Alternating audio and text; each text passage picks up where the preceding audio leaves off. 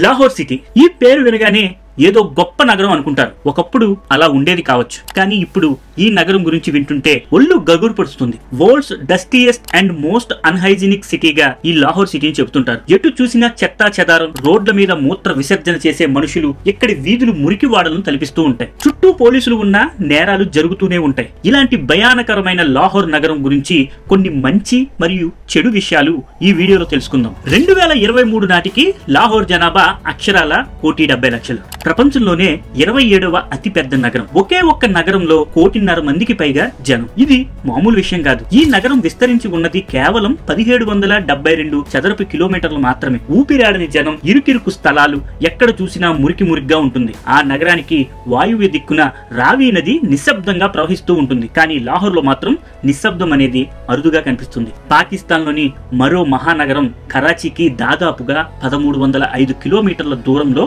ఈ లాహోర్ ఉంది. సముద్ర మట్టానికి సుమారు 217 మీటర్ల ఎత్తులో ఈ నగరం నిలబడి ఉంది. ఆ కొంచెం ఎత్తు వల్లనేమో అక్కడి వాతావరణం చిత్ర విచిత్రంగా ఉంటుంది. వేసవి కాలం వస్తే చాలు ఉష్ణోగ్రతలు ఏకంగా 50 డిగ్రీల సెల్సియస్ వరకు బగ్గుమంటాయి. 50 డిగ్రీల సెల్సియస్ అంటే మామూలు వేడి కాదు. అదే శీతాకాలం వస్తే ఉష్ణోగ్రతలు ఒక్కసారిగా -2 డిగ్రీస్ కి పడిపోతుంది. ఇంతటి భయంకరమైన వాతావరణంలో అక్కడి ప్రజలు బ్రతుకుతున్నారు. కానీ లాహోర్ కేవలం జనాల గుంపు మాత్రమే కాదు, అది పాకిస్తాన్ ఆర్థిక వ్యవస్థకు ఒక బలమైన పునాది. దేశానికి పారిశ్రామికంగా, విద్యాపరంగా, ఆర్థికంగా అండగా నిలిచే ముఖ్యమైన కేంద్రం. అంటే పాకిస్తాన్ అభివృద్ధిలో ఈ నగరం ఒక కీలకమైన శక్తి. ఇక చదువుకున్న వారి సంఖ్య విషయానికి వస్తే లాహోర్ జిల్లాలో అక్షరాస్యత రేట్ 73% మాత్రమే ఉంది. చదువుకున్న వాళ్ళు ఓ మాదిరిగా ఉన్నారు, కానీ అభివృద్ధి మాత్రం ఎక్కడో ఆగిపోయినట్టుంటుంది. ఇంతమంది ప్రజలు, ఇంతటి ప్రాధాన్యత ఉన్న నగరం, కానీ ఆశించిన స్థాయిలో మార్పు అయితే కనిపించదు. దీనికి పాకిస్తాన్ పాలకులు ముఖ్య కారణం.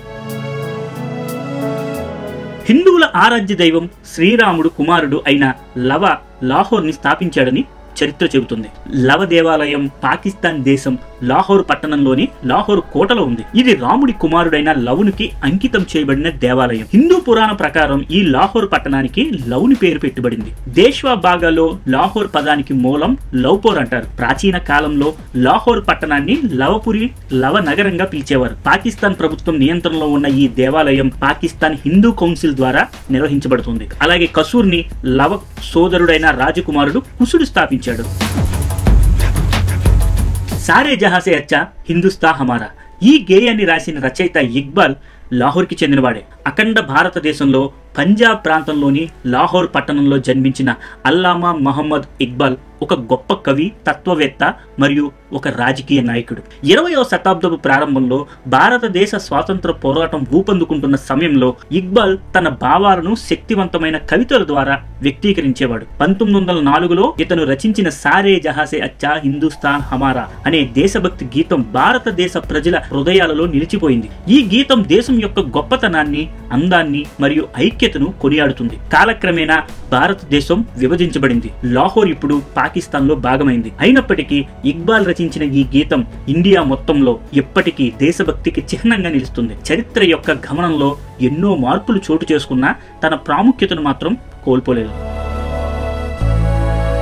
ఇక మొఘల్ పాలన విషయానికి వస్తే లాహోర్ లో ఎంతో ప్రాముఖ్యతను సంతరించుకుంది. మొఘళ్లు లాహోర్ లో అద్భుతమైన కట్టడాలు నిర్మించారు. వారి పాలనలో లాహోర్ కోట, షాలిమార్ గార్డెన్స్ వంటి ఉద్యానవనాలు మరియు బాద్షాహీ మసీద్ వంటి ప్రార్థనా స్థలాలు నిర్మించబడ్డాయి. ముఖ్యంగా అక్బర్, జహంగీర్ పాలనలో లాహోర్ మొఘల్ సామ్రాజ్యానికి రాజధానిగా ఉండటం వలన రాజకీయంగా మరియు సాంస్కృతికంగా ఎంతో ప్రాముఖ్యతను పొందింది. 1768 నుండి 1849 వరకు లాహోర్ సిక్కుల పాలనలో ఒక ప్రత్యేకమైన కాలాన్ని చవిచూసింది. మహారాజా రంజిత్ సింగ్ లాహోర్ ని తన విస్తారమైన సామ్రాజ్యాన్ని రాజధానిగా చేశారు.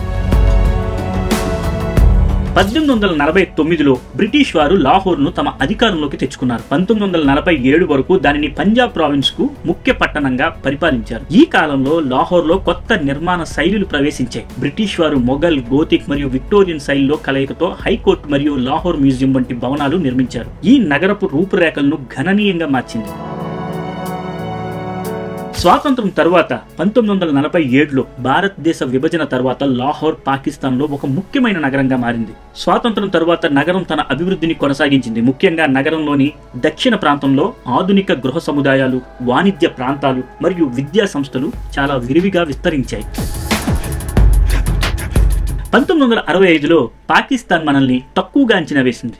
వాళ్ళ సైన్యం కాశ్మీర్లోకి చొచ్చుకు రావడంతో పరిస్థితి ఉద్రిక్తంగా మారింది. కాశ్మీర్ ఫ్రంట్ వద్ద వాళ్ళ బలగాలు మోహరించాయి. అప్పుడు మన ప్రధాని లాల్ బహదూర్ శాస్త్రి గారు తీసుకున్న నిర్ణయం ఒక సంచలనం. ఆయన అంతర్జాతీయ సరిహద్దులను దాటి పాకిస్తాన్ పంజాబ్ ప్రావిన్స్ లోని లాహోర్ పై దాడి చేయడానికి మన భారతదేశ ఆర్మీకి పూర్తిగా స్వేచ్ఛనిచ్చారు. భారత సైన్యం పిడుగులా దూసుకుపోయింది. శత్రువు గుండెల్లో దడ పుట్టిస్తూ లాహోర్ వరకు వెళ్ళింది. ఇంకొంచెం సమయం ఉంటే ఆ నగరాన్ని పూర్తిగా మన ఆధీనంలోకి తెచ్చుకునే వాళ్ళం. కానీ అప్పుడు ఐక్యరాజ్య సమితి జోక్యం చేసుకోవడంతో ఇరు దేశాలు వెనక్కి తగ్గక తప్పలేదు. మన సైనికులు లాహోర్ నుంచి తిరిగి మన సరిహద్దులకు చేరుకున్నారు. కానీ శాస్త్రి గారి ధైర్యం, మన సైన్యం చూపిన తెగువ చరిత్రలో నిలిచిపోయాయి. పాకిస్తాన్ కు మన సత్తా ఏంటో రుచి చూపించిన ఘట్టం అది. మళ్ళీ అదే సీన్ ఇప్పుడు రిపీట్ అయింది. ఇప్పుడు తలుచుకుంటే మళ్ళీ పీవోకని కాదు, లాహోర్ వరకు మన సైన్యం వెళ్ళగలదు. నిజంగా ఇది తలుచుకుంటే ప్రతి భారతీయుడికి గర్వంతో రోమాలు నిక్కబొడుచుకుంటాయి.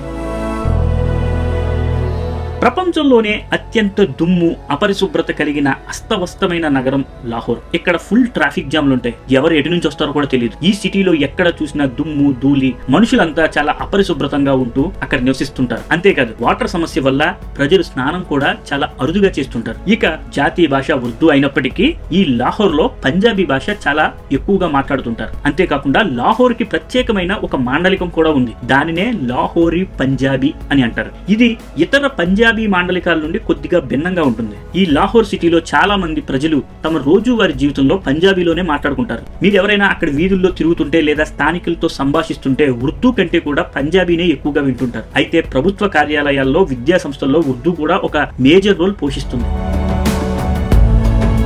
శతాబ్దాలుగా సిక్కు, హిందూ, ఆఫ్ఘన్ మరియు ముస్లిం సంస్కృతులు ఒకదానితో మరొకటి కలిసిపోయిన నగరం ఇది. వివిధ సంస్కృతుల కలయికతో ఒక ప్రత్యేకమైన శక్తివంతమైన సాంస్కృతిక వారసత్వం ఏర్పడి ఉంటుంది ఇక్కడ. పాకిస్తాన్ యొక్క సాంస్కృతిక గుండె చప్పుడుగా ఈ లాహోర్ ని అభివర్ణిస్తారు. శతాబ్దాల చరిత్ర కలిగిన సంప్రదాయాల ప్రవాహం ఇక్కడ నిరంతరం కొనసాగుతూ ఉంటుంది. ఈ నగరానికి ఆహారంతో ఒక ప్రత్యేకమైన అనుబంధం ఉంది. వారి సంప్రదాయ వంటకాలు ప్రపంచవ్యాప్తంగా ప్రసిద్ధి చెందాయి. అంతేకాదు ఇంట్రెస్టింగ్ విషయం ఏంటంటే ఇక్కడ స్ట్రీట్ ఫుడ్ 24 hours తెరిచే ఉంటాయి. కావలసిన లోకల్ మరియు ఇంటర్నేషనల్ డిషెస్ ఎల్లప్పుడూ అందుబాటులో ఉంటాయి. కానీ వీటిలో ఏది శుభ్రంగా ఉండవు, అన్హైజీనిక్ గా ఉంటాయి. ఇక్కడ ఎలాగైనా కొంచెం పరిశుభ్రత తక్కువనే చెప్పుకోవాలి.